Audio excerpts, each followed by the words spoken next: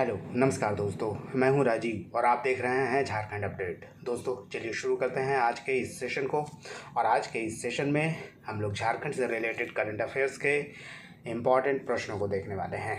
और सेशन में हम लोग 5 इम्पॉर्टेंट प्रश्न देखेंगे झारखंड से रिलेटेड, जो करंट अफेयर्स से रिलेटेड है, डिस्क्रिप्शन के साथ। और 10 प्रश्नों को हम लोग रिवाइज करेंगे और एक प्रश्न अभ्यास के लिए होगा जो आपके लिए मैं पोस्ट करूँगा, यानी जो इस वीडियो को बीच में शामिल होगा, जिसका जवाब उम्मीद करता हूँ आप कमेंट में करके बताएंगे। और इसका उत्तर नेक्स्ट सेशन में हम लोग जानेंगे व्याख्या के साथ। और सेशन के अंत में, जैसा कि हर दिन देखते हैं, झारखंड से रिलेटेड कुछ जो ट्रेडिशनल अफेयर्स हैं उससे भी हम लोग देखेंगे। दोस्तों इसका PDF मैं अवेलेबल करा दूंगा टेलीग्राम चैनल पे, आप ज्वाइन कर लें, डिस्क्रिप्शन में आपको लिंक भी मिल जाएगा। तो आइए शुरुआत करते हैं इस सेशन को। और सेशन की शुरुआत पिछले वीडियो में पूछे गए अभ्यास प्रश्न से, और देखेंगे इसके उत्तर और व्याख्या को भी। प्रश्न था दोस्तों, डॉक्टर कर्मा उरांव जिनका निधन 14 मई 2023 को हो गया, वे निम्नलिखित में से क्या थे? Option A heart specialist, option B physicist, option C microbiologist, अथवा ऑप्शन डी एंथ्रोपोलॉजिस्ट। दोस्तों वो एक प्रख्यात मानवशास्त्री थे, यानी एंथ्रोपोलॉजिस्ट थे, और संयुक्त बिहार में BPSC के सदस्य भी रहे हैं, यानी शिक्षा शास्त्री भी रहे हैं वो। चलिए इनके बारे में भी हम लोग डिटेल में जानते हैं। आपको बता दें दोस्तों कि डॉक्टर कर्मा उरांव एक एजुकेशनिस्ट थे, साथ ही एंथ्रोपोलॉजिस्ट भी थे, यानी शिक्षाविद और मानवशास्त्री दोनों थे। साथ ही रांची यूनिवर्सिटी के सोशल साइंस में डीन भी थे। और 72 वर्ष की उम्र में उनका निधन हो गया 14 मई 2023 को।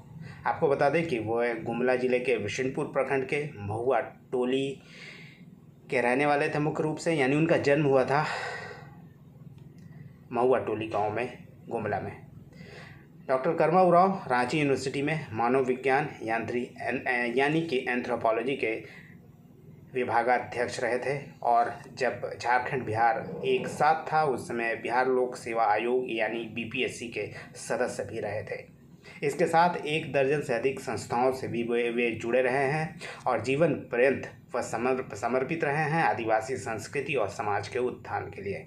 संस्कृति और समाज के लिए उन्होंने उल्लेखनीय कार्य भी किया है, और साथ ही लंबे समय तक वह झारखंड आंदोलन से भी जुड़े रहे हैं। और उनका निधन हो गया मई 2023 में। आइए दोस्तों अब आगे बढ़ते हैं और देखते हैं झारखंड से रिलेटेड नए इम्पॉर्टेंट प्रश्नों को, जो करंट अफेयर्स से रिलेटेड है। और पहला प्रश्न है, झारखंड के किस लोक कलाकार को संगीत नाटक अकादमी अमृत पुरस्कार 2022 से सम्मानित किया गया? Option A Brajendra Kumar Patnaik, option B Mukund Nayak, option C Mahavir Nayak, अथवा ऑप्शन डी उपरोक्त सभी। दोस्तों संगीत नाटक अकादमी अमृत पुरस्कार 2022 इसी महीने यानी सितंबर 2023 में ही दिया गया है, और यह दिया गया है झारखंड के महावीर नायक को, अथवा ऑप्शन सी इसका सही उत्तर है। आइए इसके बारे में हम लोग डिटेल में जानते हैं। आपको बता दें कि महावीर नायक 81 वर्ष के हैं और संगीत नाटक अकादमी अमृत पुरस्कार 2022 से उन्हें सम्मानित किया गया। वे रांची के रहने वाले हैं। आपको बता दें कि विज्ञान भवन नई दिल्ली में उपराष्ट्रपति श्री जगदीप धनखड़ ने एक विशेष समारोह में 16 सितंबर 2023 को उन्हें पुरस्कृत किया है। महावीर नायक के बारे में आपको बता दें कि वे लोक शैली के संगीतकार हैं और इसके लिए ही उन्हें पुरस्कृत किया गया है। आपको बता दें कि महावीर नायक अब तक 500 लोकगीतों की रचना कर चुके हैं। इसके अलावा 1000 से अधिक गीतों का दस्तावेजीकरण भी किया है, यानी 1000 से अधिक गीतों का उन्होंने दस्तावेज इकट्ठा किया है, यानी डॉक्यूमेंटेशन किया है। आइए अब हम लोग थोड़ा दोस्तों जान लेते हैं महावीर नायक के बारे में, और यह पुरस्कार संगीत नाटक अकादमी अमृत पुरस्कार क्या है। महावीर नायक में की बात करें तो इनका जन्म कांके प्रखंड गुट्टू गांव रांची में हुआ था, और ये नागपुरी गायक और गीतकार हैं। वे ठेठ नागपुरी संगीत के प्रतिपादक माने जाते हैं, जो पारंपरिक नागपुरी लोक संगीत पर आधारित विशिष्ट नागपुरी संगीत की एक शैली है। और उन्हें इससे पहले यानी संगीत नाटक अकादमी अमृत पुरस्कार 2022 से पहले लोक कला रत्न पुरस्कार 2014 और प्रफुल्ल पुरस्कार 2019 से सम्मानित किया जा चुका है। ये प्रमुख पुरस्कार है। इसके अलावा अन्य पुरस्कारों से भी उन्हें सम्मानित किया गया है। अगर संगीत नाटक अकादमी अमृत पुरस्कार की बात करें तो दोस्तों यह एक राष्ट्रीय सम्मान है जो प्रदर्शन कला के क्षेत्र में दिया जाता है और कलाकारों के साथ साथ शिक्षकों और विद्वानों को भी प्रदान किया जाता है यह पुरस्कार। आपको बता दें, जो प्रदर्शन कला होता है जैसे लोक कला, संगीत, नर्तक, रंगमंच कलाकार जो होते हैं जो प्रदर्शन करते हैं स्टेज पे, वैसे कलाकारों को सम्मानित किया जाता है इस पुरस्कार से। इस पुरस्कार के तहत 1 लाख रुपए की नगद राशि दी जाती है। इसके अलावा ताम्रपत्र और अंगवस्त्र के साथ सम्मानित किया जाता है इस पुरस्कार विजेता को। अब देखते हैं दूसरे प्रश्न को और आज का दूसरा प्रश्न है, झारखंड के अनिल कुमार सिंह कौन थे जिनका हाल ही में निधन हो गया? ऑप्शन ए पुलिस महानिदेशक, ऑप्शन बी महाधिवक्ता, option C Jharkhand high court के मुख्य न्यायाधीश अथवा ऑप्शन डी विधानसभा अध्यक्ष। इसका सही उत्तर है दोस्तों ऑप्शन बी। वे झारखंड के दूसरे महाधिवक्ता थे और 2 बार वे झारखंड के महाधिवक्ता के तौर पर कार्य कर चुके हैं और सबसे लंबे समय तक वे महाधिवक्ता रहे हैं झारखंड के। आइए इनके बारे में भी हम लोग थोड़ा डिटेल में जानते हैं। आपको बता दें कि महाधिवक्ता, जिसे इंग्लिश में हम लोग एडवोकेट जनरल कहते हैं, झारखंड के थे अनिल कुमार सिन्हा, जिनका 75 वर्ष की उम्र में 17 सितंबर 2023 को दिल्ली के एक निजी अस्पताल में निधन हो गया। अनिल सिन्हा झारखंड हाई कोर्ट के वरीय अधिवक्ता भी रहे हैं। अनिल कुमार सिन्हा झारखंड में 2002 में पहली बार महाधिवक्ता यानी एडवोकेट जनरल के रूप में नियुक्त हुए थे और 2008 में दोबारा उन्हें महाधिवक्ता नियुक्त किया गया था झारखंड सरकार के द्वारा और अब तक वे सबसे लंबे समय तक महाधिवक्ता रहने वाले ये एक एडवोकेट हैं जो झारखंड के लंबे समय तक अधिवक्ता रहे। वहीं दोस्तों अगर महाधिवक्ता की बात करें तो भारतीय संविधान के अनुच्छेद 165 में राज्य में महाधिवक्ता की नियुक्ति का प्रावधान है और झारखंड की बात करें तो झारखंड में भी महाधिवक्ता की नियुक्ति की जाती है और महाधिवक्ता की नियुक्ति की जाती है राज्यपाल के द्वारा। और झारखंड में या फिर महाधिवक्ता के कार्यों की बात करें तो दोस्तों राज्य सरकार को विधि संबंधी सलाह देना यानी कानूनी सलाह देना महाधिवक्ता का मुख्य कार्य होता है। इसके अलावा राज्य सरकार का पक्ष अगर कहीं रखना हो किसी कोर्ट में, जैसे सुप्रीम कोर्ट या हाई कोर्ट या किसी दूसरे कोर्ट में, तो महाधिवक्ता ही राज्य सरकार की ओर से प्रकट होते हैं कोर्ट में। इसके अलावा आपको बता दें कि झारखंड के प्रथम महाधिवक्ता रहे थे मंगलमय बनर्जी और वर्तमान में जब मैं वीडियो रिकॉर्ड कर रहा हूँ झारखंड के महाधिवक्ता यानी एडवोकेट जनरल ऑफ झारखंड है राजीव रंजन। चलिए दोस्तों अब तीसरे नंबर प्रश्न को देखते हैं और आज का तीसरा नंबर प्रश्न है, निम्नलिखित में से किस संस्थान की स्थापना के 20 सितंबर 2023 को 100 वर्ष पूरे हो गए हैं? ऑप्शन ए लाह अनुसंधान संस्थान, ऑप्शन बी जनजातीय अनुसंधान संस्थान, option C Jharkhand high court अथवा ऑप्शन डी राजभवन। दोस्तों 20 सितंबर 2023 को लाह अनुसंधान संस्थान जो नामकुम में स्थित है उसके 100 वर्ष पूरे हो गए हैं, अतः ऑप्शन ए इस प्रश्न का सही उत्तर है। और जानते हैं इसके बारे में, आइए डिटेल में। आपको बता दें कि लाह अनुसंधान संस्थान यानी लैक रिसर्च इंस्टीट्यूट जो नामकुम में स्थित है इसका 100 वर्ष पूरा हो गया है 20 सितंबर को। अब जानते हैं लाह अनुसंधान संस्थान नामकुम के बारे में। इसके बारे में हम लोग थोड़ा डिटेल में जानेंगे।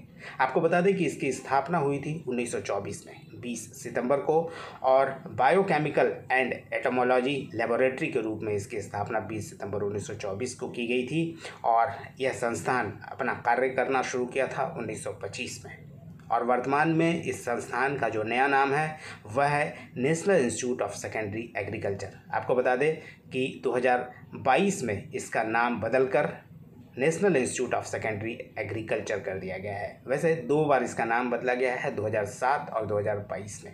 आइए इसके बारे में भी नेक्स्ट स्लाइड में हम लोग डिटेल में जानते हैं। दोस्तों आपको बता दें कि लाह की उपयोगिता को समझने के लिए HAF लिंडसे और CM हार्ले ने के नेतृत्व में एक जांच कमेटी बनाई गई थी और इस कमेटी ने एक रिपोर्ट 1921 में पेश की थी जिसकी अनुशंसा के आधार पर ही अनुसंधान संस्थान यानी ला अनुसंधान संस्थान नामकुम में बनाया गया था। और आज यह संस्थान देश में सबसे बड़ा लाह उत्पादन करने वाला संस्थान है और रिसर्च करने वाला भी। आपको बता दें कि 1966 में यह संस्थान भारतीय कृषि अनुसंधान संस्थान यानी Indian council of agriculture research, जो कि नई दिल्ली में है, उसके अधीन आ गया। और उसके बाद से ICAR के तहत ही यह इंस्टीट्यूट चलाई जाती है, यानी ICAR की देखरेख में ही यह इंस्टीट्यूट चलाई जा रही है। आपको ये भी बता दें कि 2007 और 2022 में ला अनुसंधान संस्थान नामकुम का नाम बदला गया है। पहली बार 2007 में बदला गया और यह नाम कर दिया गया था Indian Institute of Natural Resins and Gums यानी IINRG, जबकि भारत सरकार ने फिर इस संस्थान का नाम 2022 में बदल दिया और इसका नाम कर दिया गया national institute of secondary agriculture. यानी वर्तमान में जो नाम है ला अनुसंधान संस्थान नामकुम का, वह national institute of secondary agriculture है। और ये ICAR यानी Indian council of agriculture research की देखरेख में चलाई जाती है। चलिए अब देखते हैं चौथे नंबर प्रश्न को। झारखंड के किन 2 एयरपोर्ट्स पर परिचालन जनवरी 2024 से प्रारंभ हो जाएगी? ऑप्शन ए बोकारो और हजारीबाग, ऑप्शन बी बोकारो और दुमका, ऑप्शन सी डाल्टनगंज और दुमका, अथवा ऑप्शन डी हजारीबाग और डाल्टनगंज। दोस्तों इसका सही उत्तर है ऑप्शन बी बोकारो और दुमका में जो एयरपोर्ट अब बन रहा था, अब ये पूरी तरह से तैयार हो गया है, उड़ान के लिए भी ये तैयार हो गया है और यह जनवरी में इसका उद्घाटन भी किया जाएगा प्रधानमंत्री के द्वारा। अतः ऑप्शन बी इसका सही उत्तर है, बोकारो और दुमका।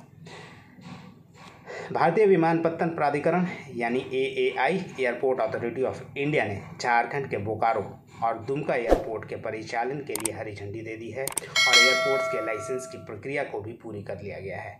और जनवरी 2024 में बोकारो और दुमका एयरपोर्ट से विमान भी उड़ान भरने लगेंगे।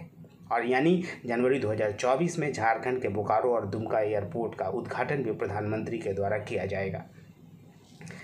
सिविल एविएशन मिनिस्ट्री यानी नागर विमानन मंत्रालय ने बोकारो दुमका के अलावा हजारीबाग और डाल्टनगंज में जो हवाई अड्डे पहले से है उसे रेनोवेशन और रेस्टोरेशन की बात कही है। यानी इस योजना पर भी कार्य चल रहा है और इसकी भी शुरुआत जल्दी हो जाएगी। तो एक देखते हैं दोस्तों प्रश्न नंबर 5 को। झारखंड में हाल ही में किस केंद्रीय योजना को लॉन्च किया गया है? ऑप्शन ए प्रधानमंत्री भीम योजना, ऑप्शन बी प्रधानमंत्री विश्वकर्मा योजना, ऑप्शन सी प्रधानमंत्री गृह निर्माण योजना, अथवा ऑप्शन डी प्रधानमंत्री विष्णु योजना। दोस्तों यह केंद्रीय योजना है और यह योजना का नाम है प्रधानमंत्री विश्वकर्मा योजना। आइए इसके बारे में भी हम लोग थोड़ा डिटेल में जानते हैं। इस योजना की शुरुआत 17 सितंबर 2023 को की गई है केंद्रीय स्तर पर और झारखंड में भी इस योजना को लॉन्च किया गया। आपको बता दें कि योजना का लाभ लोहार, कुम्हार, राजमिस्त्री, धोबी, फूल कारोबारी, मछली का जाल बनाने वाले, बूनने वाले, ताला व चाबी बनाने वाले व मूर्तिकार व अन्य क्षेत्र के श्रमिकों को इसका लाभ मिलेगा। योजना के तहत पहले चरण में 1 लाख रुपए का कर्ज दिया जाएगा 5% ब्याज पर, जबकि दूसरे चरण में योग्य कामगारों को 2-2 लाख रुपए की रियायती कर्ज मिला करेगी, यानी कर्ज मिलेगा। कारीगरों और शिल्पकारों को PM विश्वकर्मा प्रमाण पत्र और पहचान पत्र भी दिया जाएगा। वहीं आधुनिक उपकरण खरीदने के लिए 15,000 रुपये की आर्थिक मदद भी इस योजना के तहत लाभार्थी को प्रदान की जाएगी। और इस योजना के लिए जो न्यूनतम आयु निर्धारित की गई है वह 18 वर्ष है। परिवार के एक ही सदस्य इस योजना का लाभ ले सकते हैं। आइए दोस्तों अब बारी है वन लाइनर के फॉर्म में करंट अफेयर्स को जानने की। और करंट अफेयर्स के तहत आज का पहला प्रश्न है, झारखंड सरकार ने राज्य की प्राइवेट कंपनियों और प्रतिष्ठानों में स्थानीय लोगों की नियुक्ति का अनुपालन सुनिश्चित कराने के लिए 17 मार्च 2023 को किस नाम से पोर्टल की शुरुआत की थी? दोस्तों राज्य के प्राइवेट कंपनियों और प्रतिष्ठानों में स्थानीय लोगों को ज़्यादा से ज़्यादा नियोजन किया जा सके, इसके लिए झार नियोजन नामक एक पोर्टल झारखंड सरकार के द्वारा शुरू की गई थी। दूसरा प्रश्न है, लोहरदगा के कल्याण कुमार की पुस्तक बिगर एंड बेटर को साहित्य के क्षेत्र में किस देश ने best book of the year और best writer of the year 2023 से सम्मानित किया गया? इसका उत्तर है ऑस्ट्रेलिया द्वारा यह सम्मान दिया गया है कल्याण कुमार को। झारखंड के किस जिले में आदि मानव के साक्ष्य मिले हैं? इसका उत्तर है सिमडेगा। मुख्यमंत्री हेमंत सोरेन के प्रधान सचिव रहे झारखंड कैडर के आईएएस अधिकारी राजीव अरुण एक्का के खिलाफ किसके नेतृत्व में एक सदस्यीय जांच आयोग का गठन किया गया है? दोस्तों, विनोद कुमार गुप्ता, जो कि झारखंड के पूर्व मुख्य न्यायाधीश हैं, उनके नेतृत्व में ही यह जांच कमेटी गठित किया गया है। 10 मार्च 2023 को रिलीज़ हुई फिल्म लोहरदगा किस समस्या पर आधारित फिल्म है? दोस्तों, लोहरदगा नामक फिल्म नक्सल समस्या की पृष्ठभूमि पर बनाया गया यह फिल्म है। नेक्स्ट प्रश्न है, मुख्यमंत्री जन वन योजना के तहत पेड़ लगाने के लिए झारखंड सरकार द्वारा कितना प्रतिशत सब्सिडी दी जा रही है? इसका उत्तर है 75%। शहरी इलाकों के निजी परिवारों में एक पेड़ लगाने और उसकी रक्षा करने पर झारखंड सरकार द्वारा कितनी यूनिट बिजली मुफ्त मुहैया कराई जाएगी? इसका उत्तर है 5 यूनिट। 27 अप्रैल 2023 को राज्य मंत्रिमंडल की बैठक में राज्य के सरकारी कर्मचारियों के महंगाई भत्ते को कितना प्रतिशत बढ़ाने का फैसला किया गया है? दोस्तों, अब तक राज्य सरकार के जो सरकारी कर्मचारी थे उसकी महंगाई भत्ता 34% थी और इसे अब 8% बढ़ा दिया गया है और कुल अब जो महंगाई भत्ता होगा वह 42% होगा। मुनाफा देने के मामले में देवघर एयरपोर्ट देश में कौन से स्थान पर है? इसका उत्तर है 7वां, जिसने 28 करोड़ का मुनाफा दिया है पिछले 1 वर्ष में। यानी इस देवघर एयरपोर्ट की शुरुआत भी पिछले वर्ष ही हुई है और मात्र 1 वर्ष में 28 करोड़ का मुनाफा देने में यह देवघर एयरपोर्ट सफल रहा है।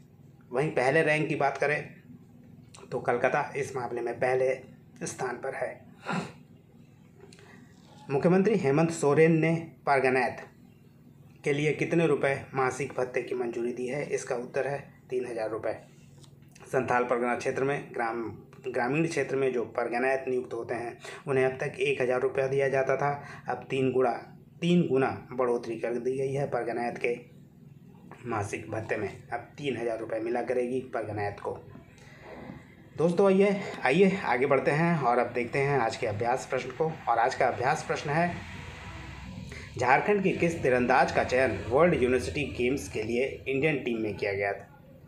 Option A Madhumita Kumari, option B Ankita Bhagat, option C Komolika Bari अथवा ऑप्शन डी रीता सवैया। इसका उत्तर दोस्तों आप कमेंट में करके बता सकते हैं। नेक्स्ट सेशन में हम लोग इसके उत्तर को भी देखेंगे और रीता सवैया के बारे में डिटेल में भी जानेंगे। आइए अब स्टैटिक जीके के कुछ प्रश्नों को हम लोग देख लेते हैं और इसके तहत पहला प्रश्न है, झारखंड में 2011 में आयोजित राष्ट्रीय खेल में सर्वाधिक गोल्ड किस टीम ने जीता था? Option A Jharkhand, option B SSCB, option C Manipur अथवा ऑप्शन डी रेलवे। दोस्तों, इसका सही उत्तर है ऑप्शन बी एसएससीबी ने 2011 में आयोजित राष्ट्रीय खेल में, जो कि झारखंड में रांची में आयोजित किया गया था, सर्वाधिक गोल्ड लेने में सफल रही थी। यानी एसएससीबी कुल 70 गोल्ड हासिल करने में सफल रहा था, यानी एसएससीबी की खिलाड़ियों द्वारा। आपको बता दें कि 34वें राष्ट्रीय खेल का आयोजन झारखंड में किया गया था 2011 में और 12 फरवरी 2011 से 26 फरवरी 2011 के दौरान इसका आयोजन किया गया था झारखंड में। और इसमें अगर बात करें मेडल टैली की, तो मेडल टैली में पहला स्थान रहा था एसएससीबी का, यानी सर्विसेज स्पोर्ट्स कंट्रोल बोर्ड। इसने कुल 162 टोटल मेडल जीते थे। वहीं स्वर्ण पदक की बात करें तो एसएससीबी के खिलाड़ियों ने कुल 70 गोल्ड मेडल जीता था, सिल्वर 50 और ब्रॉन्ज 42 खिलाड़ियों ने हासिल किया था, यानी कुल 162 मेडल एसएससीबी के नाम रहा था। वहीं अगर हम लोग झारखंड की बात करें कि क्योंकि झारखंड में इसका आयोजन किया गया था, तो झारखंड का इस मेडल टैली में 5वां स्थान था और झारखंड ने कुल 96 मेडल हासिल किए थे। इसमें खिलाड़ियों को 33 गोल्ड, 26 सिल्वर और 37 ब्रॉन्ज मेडल हासिल हुए थे। इस 34वें नेशनल गेम्स के शुभंकर की बात करें तो इसका शुभंकर छुआ था, यानी एक मशाल के साथ दौड़ता हुआ हिरण, साथ में एक बालक का और हिरण का साथ में आपको पिक्चर नज़र आएगा। यही छुआ था जो नेशनल गेम्स 34वें नेशनल गेम्स का शुभारंभ था। इसका उद्घाटन बिरसा मुंडा एथलेटिक्स स्टेडियम रांची में किया गया था उस समय के राज्यपाल MOH फारूक के द्वारा, और तत्कालीन जो मुख्यमंत्री थे उस समय अर्जुन मुंडा थे। और खेलों का आयोजन झारखंड के खेल गांव रांची में तो किया ही गया था। इसके अलावा 2 अन्य शहरों जमशेदपुर और धनबाद के भी कई खेल मैदानों में यानी स्पोर्ट्स ग्राउंड में इसका आयोजन किया गया था। इसके अलावा आपको बता दें कि इस आयोजन में जो बेस्ट प्लेयर्स थे वो मेंस कैटेगरी में थे वीर धवल खाड़े जो महाराष्ट्र के तैराक थे, और विमेंस कैटेगरी में ऋचा मिश्र जो दिल्ली की तैराक थी। इन दोनों को क्रमशः बेस्ट प्लेयर मेल और फीमेल का दिया गया था। वहीं राजा भालेंद्र सिंह ट्रॉफी की बात करें तो SSCB यानी सर्विसेज स्पोर्ट्स कंट्रोल बोर्ड को यह ट्रॉफी प्रदान किया गया था। बेस्ट स्टेट ट्रॉफी मणिपुर को दिया गया था, और पदक तालिका में सबसे कम जो गोल्ड मेडल जीता गया था या सबसे दोस्तों पदक तालिका में सबसे निचला जो स्थान था वो नागालैंड का था, और नागालैंड ने मात्र 2 ब्रॉन्ज मेडल ही जीतने में सफल रहा था, और ये 32वें स्थान पर था यानी अंतिम स्थान पर। कुल खेल प्रतियोगिताओं के आयोजन की बात करें तो कुल 33 खेल प्रतियोगिताओं का इस 34वें राष्ट्रीय खेल में आयोजन किया गया था। चलिए दोस्तों, अब देखते हैं वन लाइनर्स के फॉर्म में जो ट्रेडिशनल अफेयर्स हैं उसके प्रश्नों को। और इसके तहत पहला प्रश्न है, स्वर्णरेखा परियोजना कितने राज्यों की परियोजना है। दोस्तों आपको बता दें कि स्वर्णरेखा परियोजना स्वर्णरेखा नदी पर है और इसकी सहायक नदियों पर है। कुल परियोजना जो है 3 राज्यों की परियोजना है दोस्तों, और ये जो राज्य हैं 3 राज्य झारखंड के अलावा उड़ीसा और पश्चिम बंगाल भी शामिल है। वहीं इसकी अगर शुरुआत की बात करें तो इस परियोजना की शुरुआत हुई थी 1982-83 में, यानी 1982-83 में इसका कार्य शुरू हो गया था। और स्वर्णरेखा की जो सहायक नदियां हैं उस पर इस परियोजना पर कार्य हो रहा है। और 3 राज्य इसमें शामिल थे, जैसा कि मैंने बताया 3 राज्य हैं, एक तो झारखंड है, इसके अलावा पश्चिम बंगाल और उड़ीसा। दूसरा प्रश्न है दोस्तों, किस जनजाति में पुरुषों के हाथ में सिक्के का निशान पाया जाता है। इसका उत्तर है संथाल जनजाति। संथाल जनजाति में दोस्तों एक परंपरा है गोदवा गोदवाने का, जो पुरुषों द्वारा बाएं हाथ पर सामान्यतः गोदवाया जाता है सिक्के का चित्र, यानी सिक्के का निशान संथाल जनजातियों में पाया जाता है और मुख्यतः पुरुषों के बाएं हाथ में ये देखने को मिलेगा।